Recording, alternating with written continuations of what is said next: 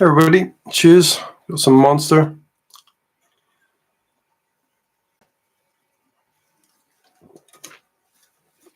There we go. All right, let's get down to practicing. So I'm going to crack on. So I'm going to try and go to the gym. It's getting late. Pat with any warm-up exercise. Let's do it.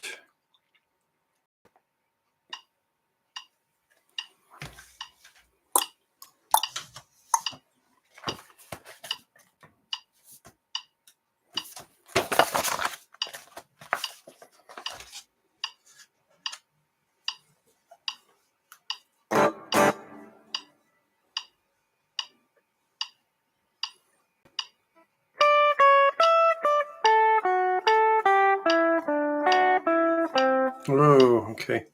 Just going to put my camera down a little bit. Got knocked earlier. Let's see, show more guitar. Yeah, that's better. Can't see my head, but that's okay. You can, but it's fine. Okay.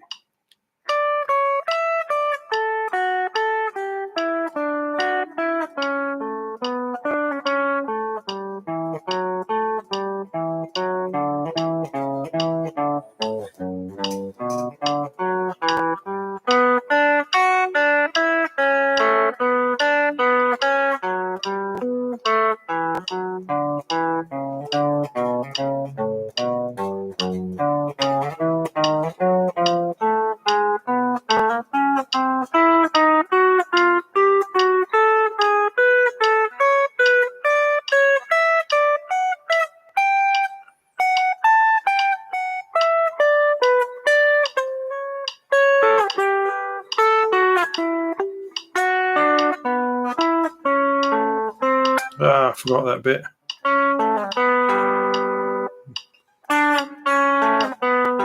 Okay, and again.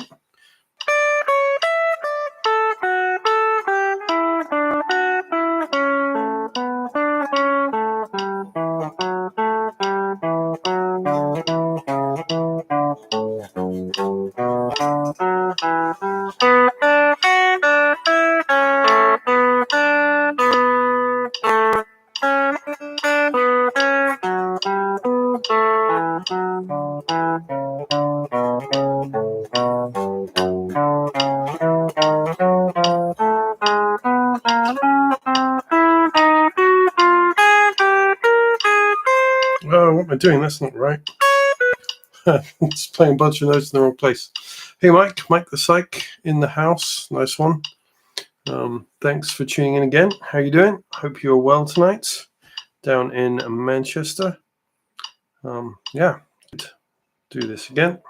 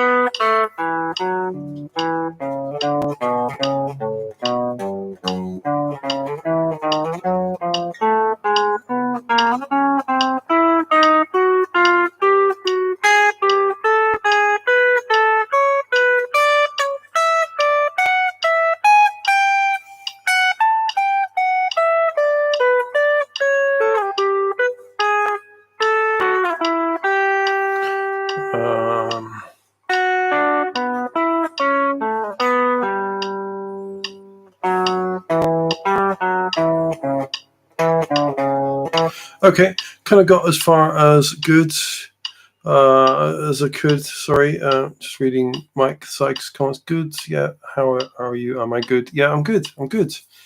Day 16, halfway through my practice, and this is starting to become really fun now.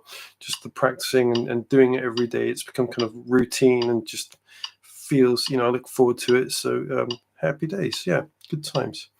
Cool. I've got 47 seconds. Let's do the last line.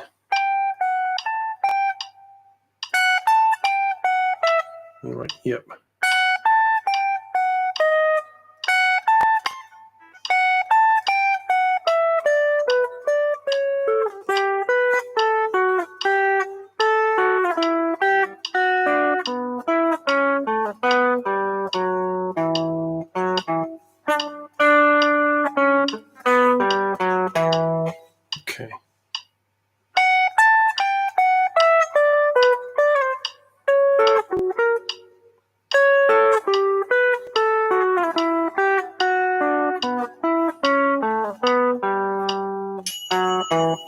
Cool. Okay, that'll do. That wasn't particularly successful.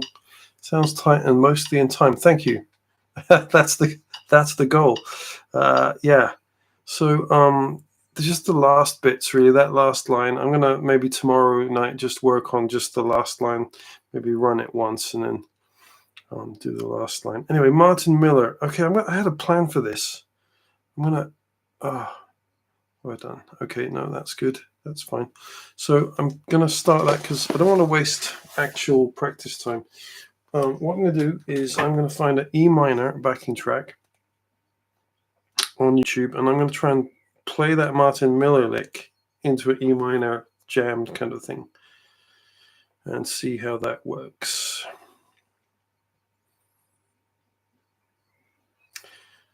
So E minor. So YouTube is where I get all this stuff, by the way. E minor backing track. E minor backing track. E minor backing track. Rock ballad. Yeah, let's do that. Adverts.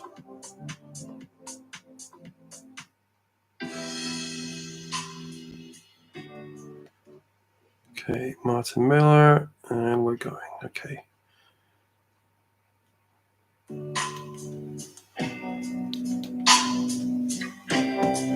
Time's at 6:30, so 11, 12 minutes.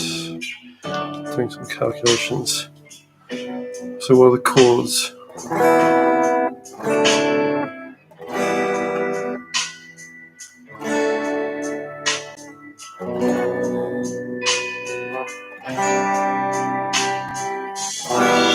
So E minor, D, B minor, C, more or less.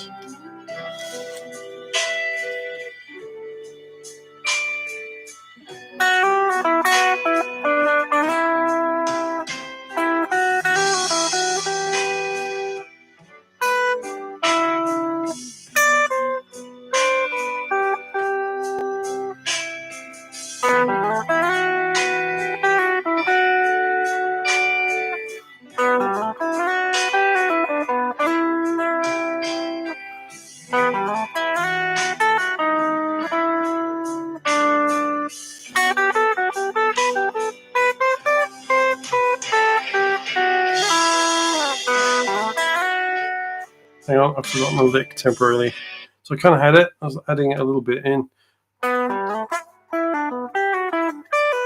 Okay, kind of a weird one over this, but let's see if we can make it work.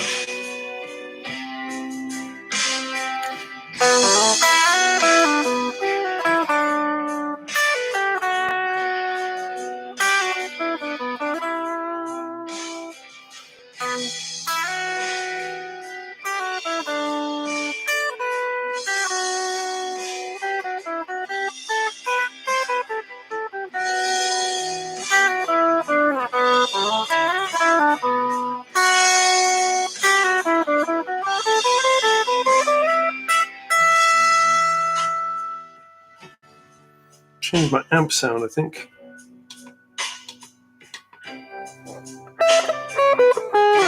Oops, wrong key.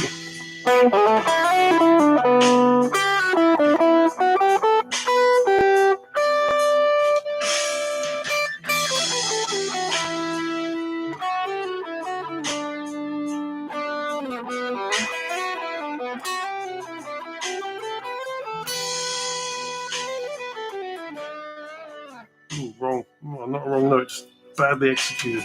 I'll go with that distortion, it's okay.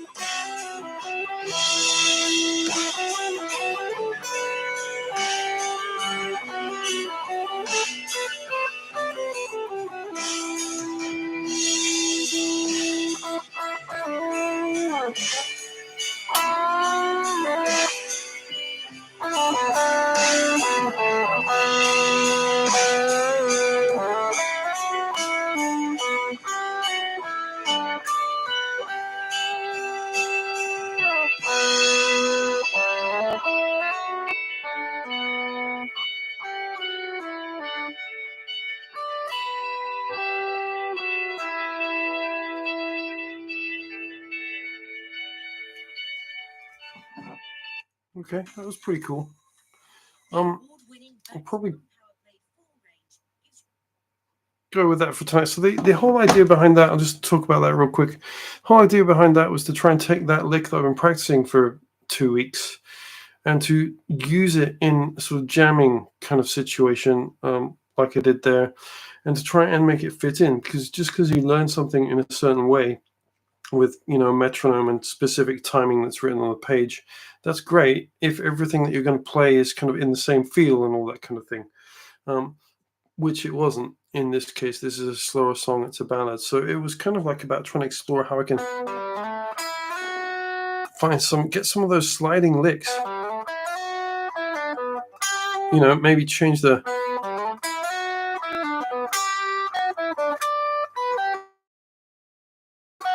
sort of timing of it and make it more, you know, useful for each situation. So yeah, that was fine. I'll take it.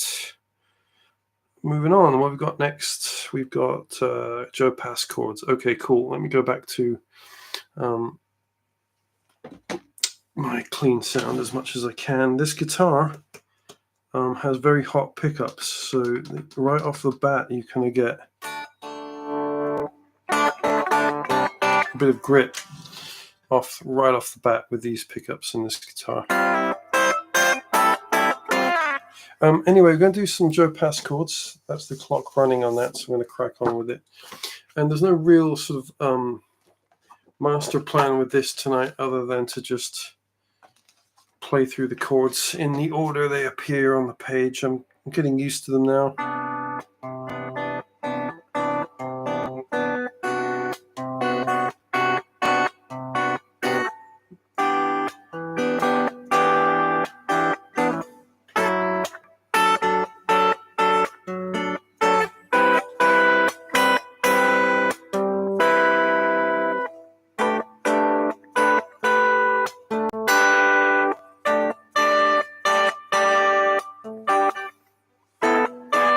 Oops.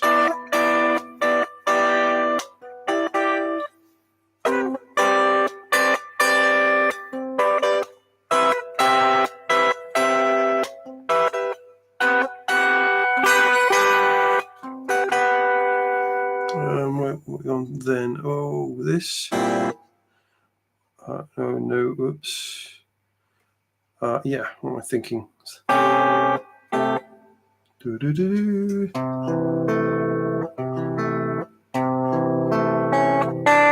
Sorry.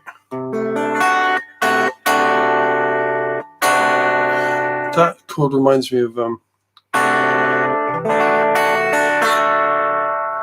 Steve Vai song. I can't think what it is, but then it would, because it's got the F sharp in it, which makes it Lydian. So that would explain why I'm thinking Steve Vai. And then we've got. So this is just a different version of that. So take your pinky off, pinky on, pinky off. And then this is just basically the chord, the fourth chord in, which is this chord. More than words, what's Mike the Psych, what's he saying? More than words by Extreme is a good finger picker. Yeah, definitely. I can't remember the chords for that. I don't think I've ever actually learned that song. I'm a big Nuno Betancourt fan, or I am more now than I used to be. I kind of like when Extreme came around the first time, I was kind of getting out of listening to that kind of stuff, to be honest. But the new album, or last year's album, whatever it was, came out, and obviously he has that solo on, I've not forgotten the name of the song, but it's pretty awesome, really shredding, really great. Anyway, so let's explore some of these later options of chords. So we've got this, this, this, this. So really, it's kind of gone like all the way up the neck, and then gone to the 12th fret, and then started again down here, and we're kind of going, back to, or revisiting these chords in these areas of the 5th fret and the 7th fret with just different versions of them. So the first version, not that it makes any difference, but this version here is this. And then when we revisit that, after going up the octave, it's this. So what does that mean? It doesn't mean you have to play through all these chords before you can do that. It means that basically you have both of those cool chords available to you. So now I've got a C chord to D,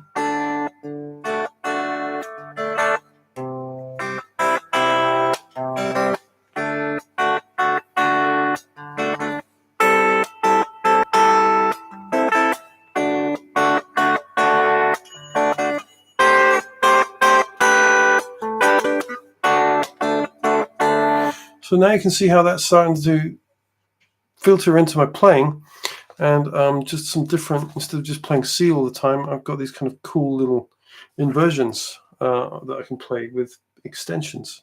Fantastic. So yeah, always worth doing. Really, really good. Okay, moving on. What we've got next? That was chords, so it's going to be scales, harmonic minor. Tonight, Matthew, I'm going to do harmonic minor with a metronome, 74 beats a minute, and I've never actually, I'm going to try a brand new harmonic minor position.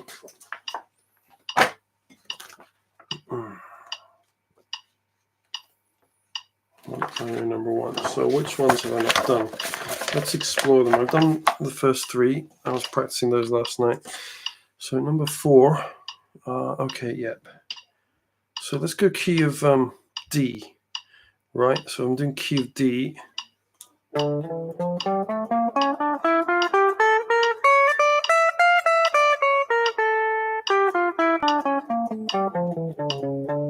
Totally ignoring the metronome, obviously.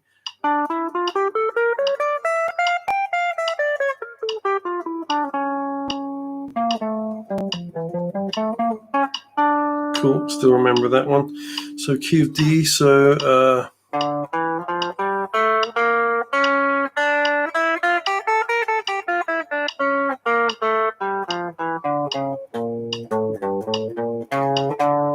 okay, cool. So the next one's going to start here.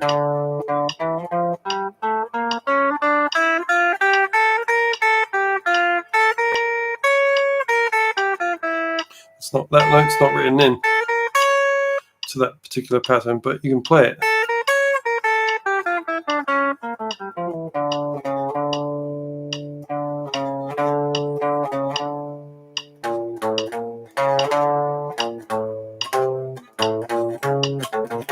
And obviously both E strings, right?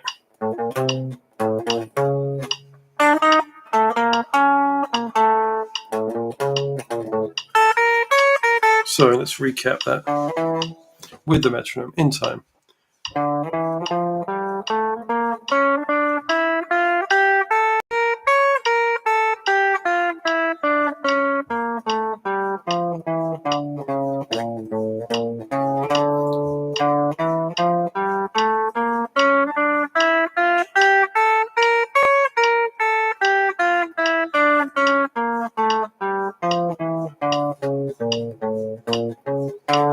Getting there with this. So add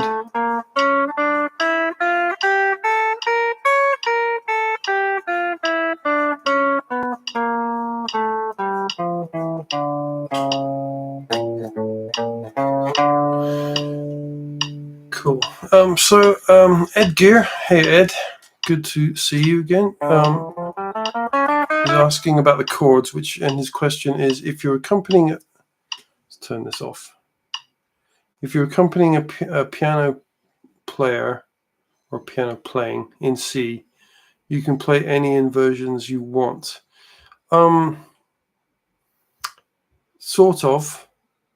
What you want to be thinking about is like when you're playing a C major, or the way I would think about it is if you're playing a C major chord, then you can use any of those inversions. Some will sound better in the context of what you're doing than others. So there are certain things that I think maybe like, I think straight major nines, like the very first one, is not necessarily the best place to start, on a thing. But then you can do cool stuff with it. Like I think last night,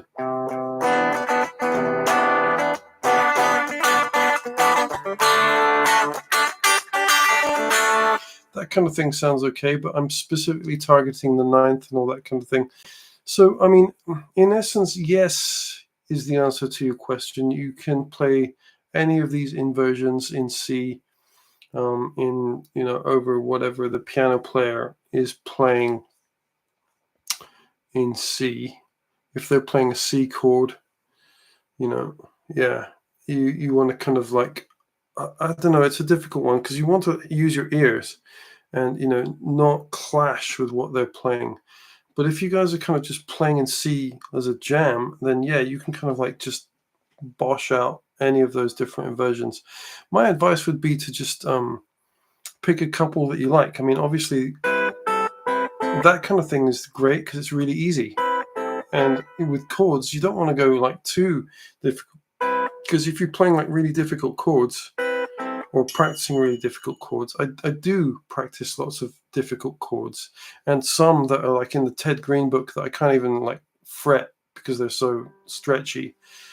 So why bother practicing them? Well, there's two reasons. One, you sort of blindly hope that you'll get it eventually and your fingers will magically stretch into these, horrible chords. But the second reason, and the reason I do it, because I'm under no illusions that, I'm going to be able to play Alan Holdsworth style stretches, anytime soon. There's a couple of things I can do and I'm happy with that. But the reason I sort of practice that stuff is because then it gives you this idea of like where the notes are. So even if you can't fret the chord in a oneer, you could play the notes individually as arpeggios and where the notes are, right? So it's that kind of thing. But these Joe Pass ones are actually all totally pretty good grips in terms of like there's no massive stretches. Joe Pass actually wasn't known for doing massive guitar chord stretches. He himself says that everything he plays is easy. So yeah, Andy Summers are the hardest stretches. Absolutely. It's the add 9 chord we were talking about last night. Let me just kill this. So the add 9 chord is this kind of shape. Not played very well.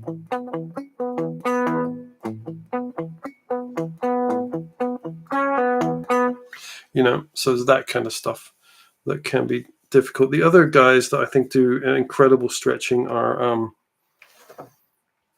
some of the jazz players like Alex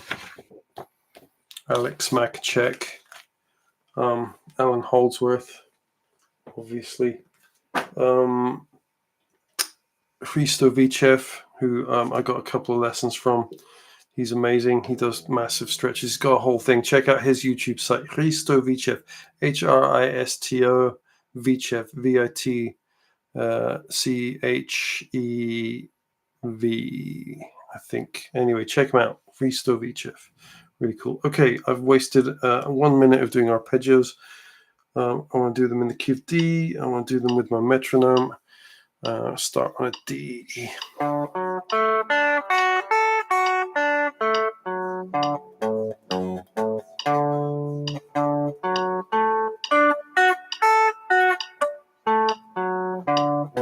Oops.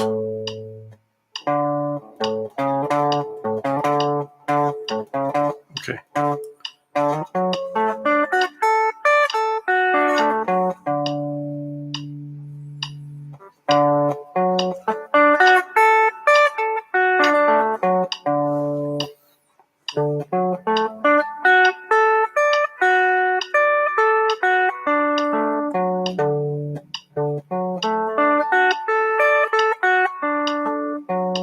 I'm kind of really ignoring the metronome.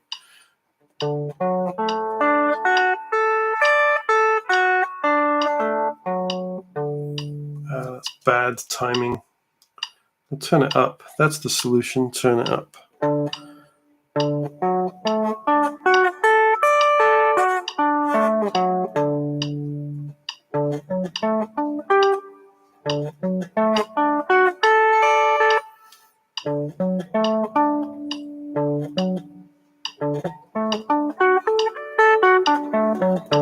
I know what it is. I'm trying to do triplets.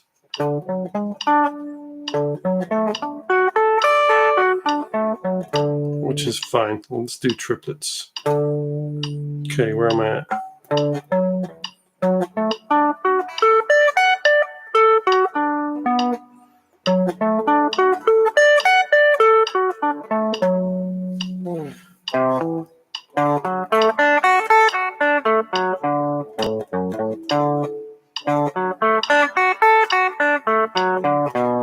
Only works. Triplets only works with a certain number of notes, right? Plus, my timing's really bad tonight for some reason.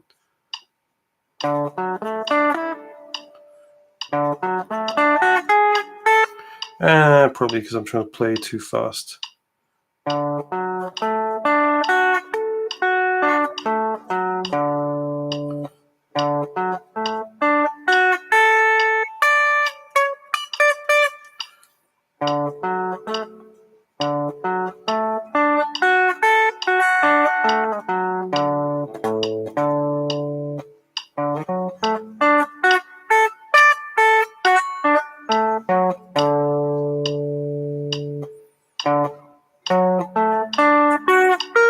Okay.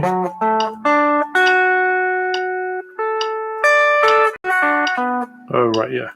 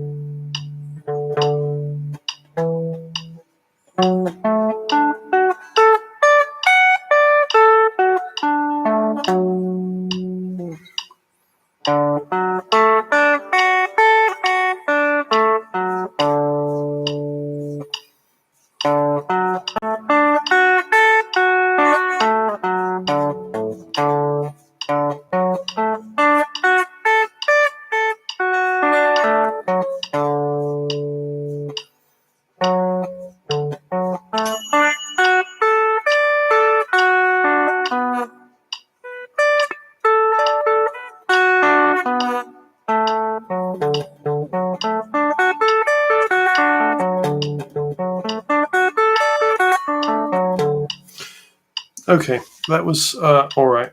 I'll take it.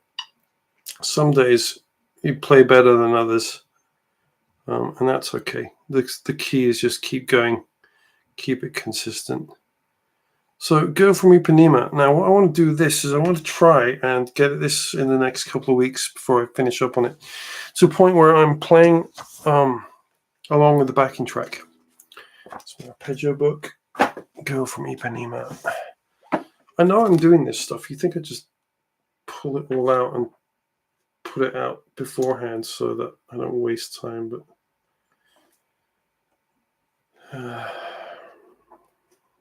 so much going on, you know. Cool. Okay, so what I'm not happy about is the melody.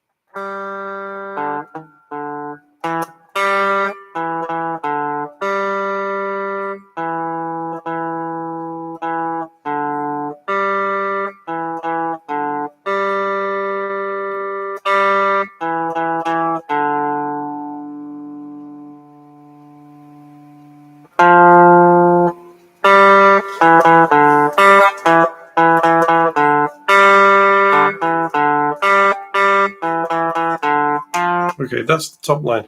Let's just practice that and get that down.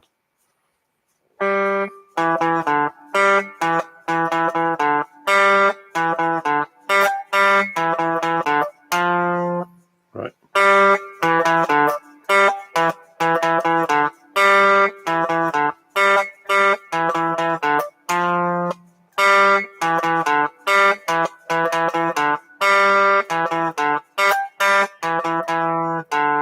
Okay.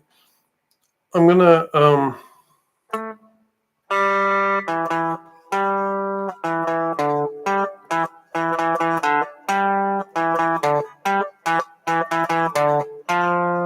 now what I'm doing is I'm learning it with, instead of playing open G, I'm learning it with the G here, so that I can now, oops,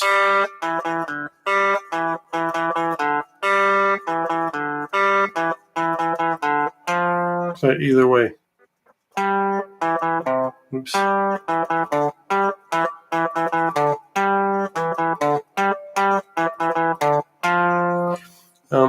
And that gives me a couple of options for when I'm playing that melody part.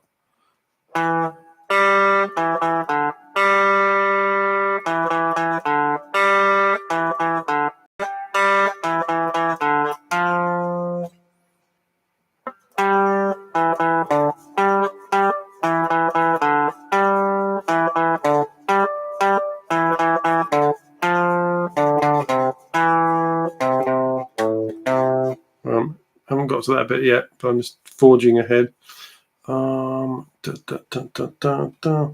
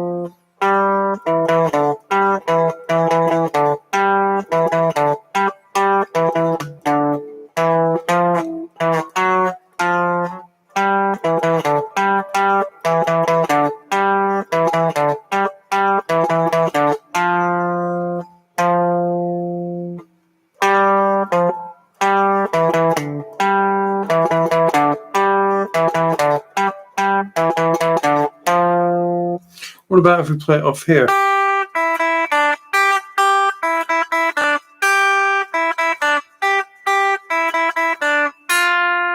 Cool. So we've got a whole bunch of ways we can play that now. Cool. So that was fairly productive, just in learning the top line of the melody. I've kind of practiced it in a couple of different positions. There's just as many more that you can learn further up the neck. So that's the goal with this, is to take that melody part and move it up the neck a little bit more. But I'm reasonably happy with that. So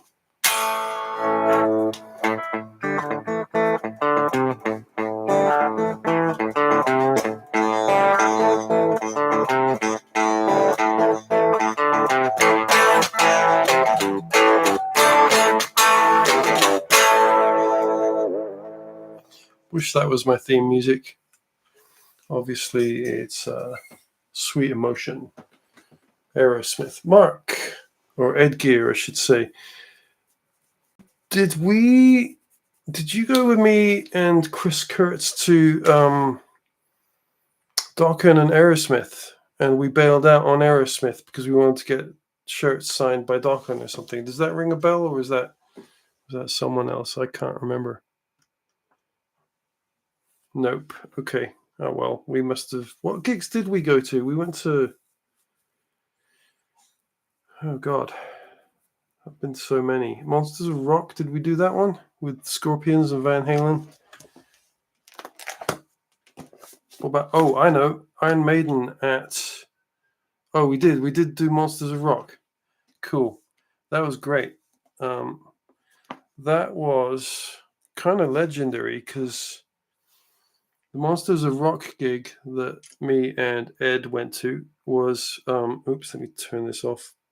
It was actually one of Jason Newsted's first gigs, I think, with Metallica. He was certainly. There we go. That's that done. He was certainly very fresh in the band, and I like to tell that story because the the last time I saw Metallica play live was on one of Jason Newsted's first ever gigs. I was fortunate enough to see Metallica play on the Master of Puppets tour, opening for Ozzy at the Cow Palace in San Francisco, and they had Cliff Burton playing with them. That was a few months before he was killed, sadly, in the bus crash, I should say. Master of Puppets tour, totally awesome. And then Ozzy Osbourne came on. This was during the Ultimate Sin tour, so a bit of a cheesy era for him. But I was there, but didn't know you. Just okay, yeah, okay, cool. So Ed was there, but didn't know me. We didn't know each other at that point. But Ozzy Osbourne, Ultimate Sin, and I was fortunate. I thank my lucky stars for all the great gigs I've been to in my life. But Ozzy Osbourne had Jakey Lee playing guitar, and Jakey Lee is, to this day, and I'm about to get like pelted with tomatoes and stuff. Jakey Lee is still to this day my favorite Ozzy guitarist that Ozzy has worked with. Yes, of course, Randy Rhoads is a legend, and I love all his riffs and all the guitar playing he did. But he sadly, was killed before I got a chance to see Ozzy Osbourne. And Jakey Lee, just stuff like Bark at the Moon, it's just really cool. Like the way he plays and everything, just really, really cool. If you want to learn something really hard, learn the Bark at the Moon lick at the very end. I can't play it. I haven't practiced it in many, many years. But even if I had practiced it in many years, I can't play it the way Jakey Lee plays it. I saw some tab where I was like, is it this? Okay. And then it starts doing these stretches because the stretch, the interval gets bigger and bigger as he's playing through this lick. It's kind of like a pedal point lick where two notes stay the same and one lick kind of moves up the neck a bit. And I was like, there's no way he's doing that stretch. But actually, I've watched video of him playing Bark at the Moon live, and he does do it like that. It's super hard. Anyway, that'll do for tonight. 10:20 p.m. I want to go to the gym, but this is going to be rough, so I might not. We'll see. Okay, anyway, guys, thanks again for tuning in. You know where to find me. I'm here tomorrow. I'll see you then. Bye-bye.